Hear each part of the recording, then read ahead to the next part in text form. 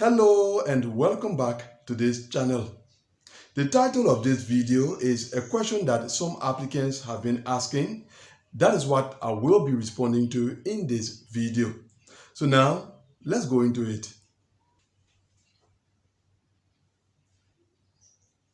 So how far will interview scheduling go in the DV 2024 program? The simple answer to that question is it depends.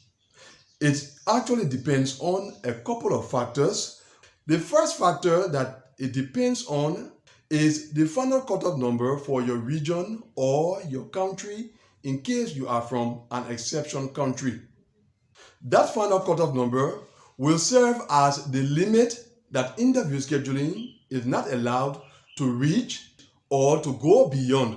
So how far interview scheduling will go will depend on where the final cutoff number for your region or your country, if you are from an exception country, will be established. If we should take the example of the Oceania region, and in July when we see the final cutoff number, in case it is 3,000 for the Oceania region, it means that interview scheduling will not reach 3,000, it will not go beyond 3,000, but it will be allowed to come as close as possible to 3,000. So that is the first factor that will determine how far interview scheduling will go in the DV 2024 program. And that is on the overall or the general level.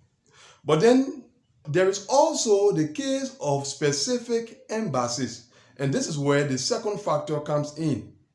The second factor is the performance of your embassy or consulate. It is true that the final cutoff number for your region will be established at a certain level. But in case your embassy is not performing well, it's not going to come very close to that level that has been established by the final cutoff number. So when it comes to individual embassies and consulates, how far interview scheduling will go will depend on how that embassy or consulate is performing.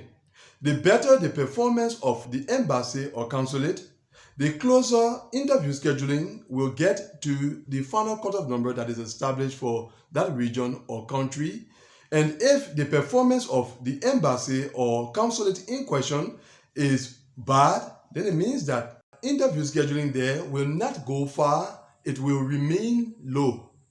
If we should take the example of the Africa region and consider that the final cutoff number to be established for that region will be 90,000, we can expect interview scheduling at the best performing embassies to be close to 90,000, say 85,000, 88,000, or even 89,000.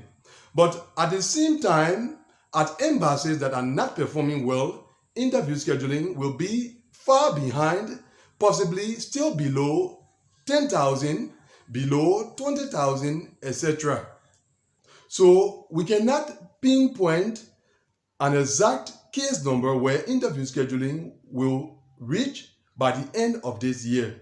But based on the cutoff number that will be established for your region or exception country, and also based on the performance of your embassy, that is what will determine how far interview scheduling will go in the DV 2024 program.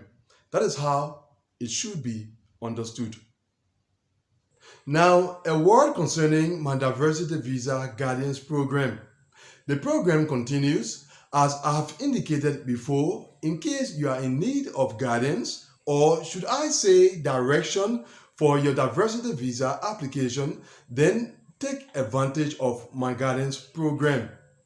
Some of you may have just received your interview notification and you do not know what to do next. You do not know how to go about preparing for your diversity visa interview. My diversity visa guidance program serves in that light as well. So what I'm going to do is to leave the link to my guidance platform just below this video. Click on that link and pay your subscription fee. Yes, there is a subscription fee to pay to be a member of my guidance program. So do that and I will see you inside. Thanks for watching this video. See you, God willing, in the next one. Goodbye.